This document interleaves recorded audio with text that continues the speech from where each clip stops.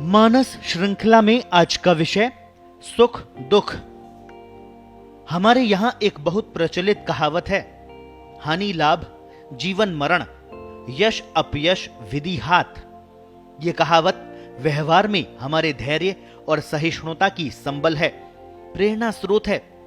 इसमें लाभ जीवन और यश हमारे सुख की परिभाषा से जुड़े हैं, जबकि हानि मृत्यु और अपयश दुख की परिभाषा से जुड़े हैं। सुख दुख की हर व्यक्ति की अपनी पृथक मान्यता होती है। एक व्यक्ति किसी बात से सुखी होता है और वही दूसरा व्यक्ति उस बात से दुखी भी होता है। वर्षा आने पर माली प्रसन्न होता है, उसकी बगिया में बहार आती है, किंतु वर्षा के कारण कुम्हार अपना कार्य नहीं कर सकता, अतः उसको वर्षा अच्छी नहीं लगती। कोई सुखी हो या दुखी, वर्षा तो आनी है। सच तो यह है कि सुख और दुख दोनों ही व्यक्ति को तनावग्रस्त करने वाले हैं। जिस प्रकार धर्म और अधर्म दोनों ही बंधन के कारण बनते हैं, वही स्थिति सुख दुख की है। सुख में व्यक्ति मन को रोक नहीं पाता, साधन मिलते ही मन में ढेर सारी इच्छाएं जागृत होने लगती है।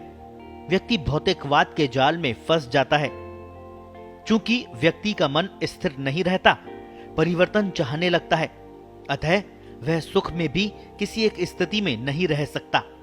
अत्यधिक सुख भी मन में ऊब पैदा कर देता है। लगभग सभी जैन तीर्थंकर सुख से ऊब कर ही दीक्षित हुए हैं। सुख के सभी साधन एक सीमा के बाद तनाव पैदा करते हैं। लाभ प्रशंसा सम्मान आदि को पचाना भी एक कठिन काम है। मारवाड़ी व्यापारियों की एक विशेषता यह है कि उनका रहन सहन व्यवहार आदि देखकर उनकी आय का पता नहीं लगाया जा सकता। वे अत्यंत साधारण व्यक्तियों की तरह रहते हैं, लाभ को पचाना जानते हैं। हमारे यहाँ यह भी कहावत है कि किसी को अकर्मण्य बनाना हो तो उसकी प्रशंसा शुरू कर दो, उसका अहंकार जागृत हो जाएगा। व्यक्ति सहज ही अपनी प्रशंसा का शिकार हो जाता है।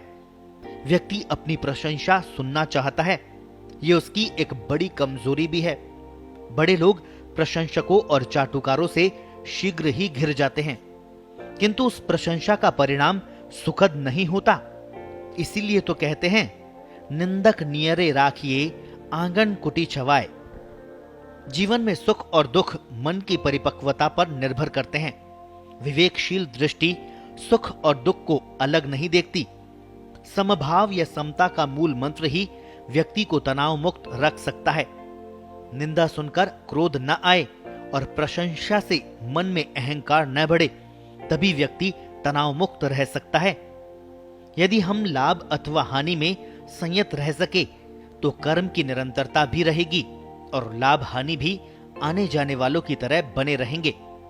अनुकूल और प्रतिकूल परिस्थितियों में समता भाव रखना, विवेक बनाए रखना ही वास्तव में सच्चे सुख का आभास कराता है। इसके लिए एक बात तो आवश्यक है कि मन को यथार्थ के साथ जोड़कर रखें। धूप में निकलना है तो गर्मी लगेगी, ये निकलने से पूर्व ही हम जानते हैं। फिर पूरे समय बहुत गर्मी है, बहुत गर्मी है कहने का लाभ क्या मिलेगा? गर्मी एक वास्तविकता है, लगेगी, अतः मन को तैयार करके ही बाहर निकलना होगा। फिर गर्मी लगेगी तो भी तनाव नहीं होगा। इस परिस्थिति का यथार्थ दृष्टिकोण से आकलन करना बड़ा सहायक होता है। आदि व्याधि के तनावों को तो मन को समता में प्रशिक्षित करके ही कम किया जा सकता है। दूसरा मार्ग है स्वयं की कमजोरियों का आकलन करना। अपनी कमियों को नकारने की जरूरत नहीं, दबाने की जरूरत नहीं, उन पर चिंतन किया जाना आवश्यक है। उनका परिष्कार होना चाहिए। लाभ यश सुख आदि में आपकी कौन सी बड़ी कमजोरी है और वास्तविक जीवन में उसका क्या स्थान है, उससे आप क्या प्राप्त करना चाहते हैं, इसका आकलन जरूरी है। आप इनको युगल रूप में ही देखें।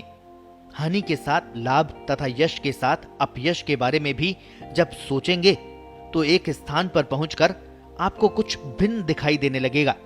इनका भेद समाप्त होता दिखाई देगा। आपकी दृष्टि स्पष्ट होती जाएगी। आप सदा के लिए इस ओर से चिंता मुक्त हो जाएंगे। सुख दुख में सु और दु तो विशेषण मात्र है, असली चीज है ख। ख आकाश को कहते हैं। व्यक्ति का हृदयाकाश यदि सुंदर है तो सुख है, यदि दूषित है तो दुख है। जीवन में विभिन्न प्रकार की इच्छाएं उठती रहती है। आशा निराशा के नाना भाव पैदा होते हैं। सफलता असफलता के अनेक क्षण आते हैं। इच्छित प्राप्तियां होती भी हैं, नहीं भी होती। प्रत्येक के जीवन में होता है ये सब। इन्हीं के कारण मन में कई प्रकार के भाव पैदा होते रहते हैं, अभिव्यक्त भी होते हैं, नहीं भी होते। किंतु एक बात तो निश्चित है कि हर व्यक्ति को सभी सुख नहीं मिलते। सुख दुख का एक कारण है इनके कारणों और साधनों के प्रति हमारा जुड़ाव मन में प्रतिक्रिया पैदा करता है। वह चाहे राग द्वेष की हो, लोभ मोह की हो अथवा ईर्ष्या परिग्रह की हो। इन्हीं कारणों से जीवन में भय पैदा होता है। मन से सुरक्षा का भाव घटता है, सुख में कमी आती है। फिर इन स्थितियों का निराकरण क्या? दृष्टि का परिष्कार। किंतु दृष्टि अपने आप विकसित नहीं होती, उसके लिए संकल्प की आवश्यकता पड़ती है। उसके बिना निरंतर चिंतन नहीं हो पाता। संकल्प करना जितना आसान है, उसको बनाए रखना उतना ही कठिन है। संकल्प चाहे छोटा ही हो, उसके निरंतरता के लिए एकमात्र उत्तम मार्ग है सानिध्य। सानिध्य ईश्वर का अथवा गुरु का। सत्संग हमारे भावों को निरंतर प्रेरित करता है, सद्विचारों को ओझल नहीं होने देता। सानिध्य एकाग्रता मूलक भी है और तन्मयता मूलक भी। श्रद्धा और भक्ति तभी जन्म लेते हैं। सत्संग हमारे चारों ओर एक स्वस्थ वातावरण बनाए रखता है। सत्संग से जीवन में समर्पण भाव आने लगता है। गुरु हो अथवा ईश्वर, उनके प्रति हमारी श्रद्धा गहन होती जाती है।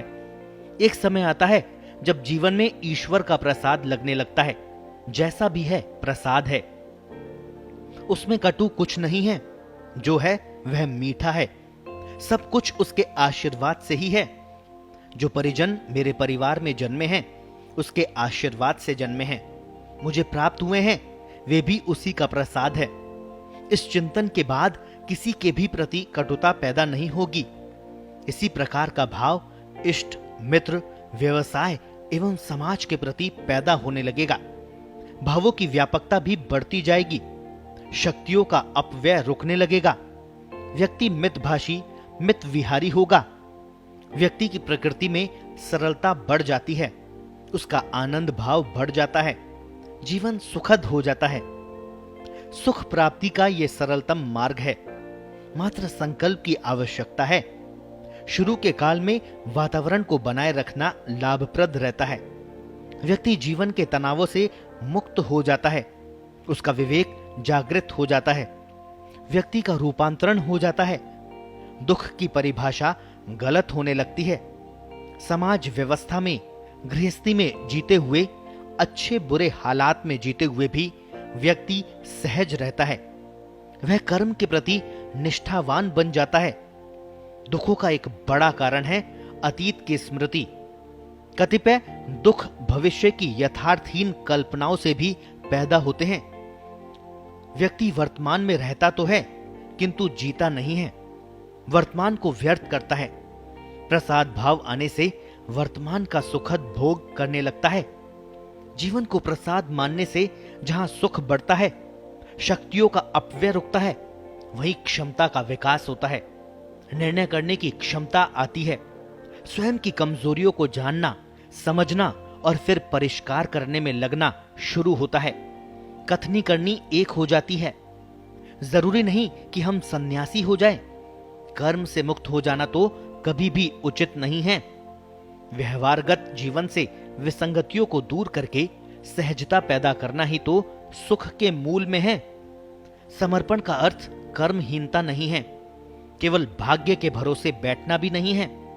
कर्म करते हुए हर प्रकार के परिणामों को समदृष्टि से देखते रहना है। दुख हो या सुख, उनकी प्रतीति तो परिणामों के प्रति हमारी दृष्टि से ही होती है।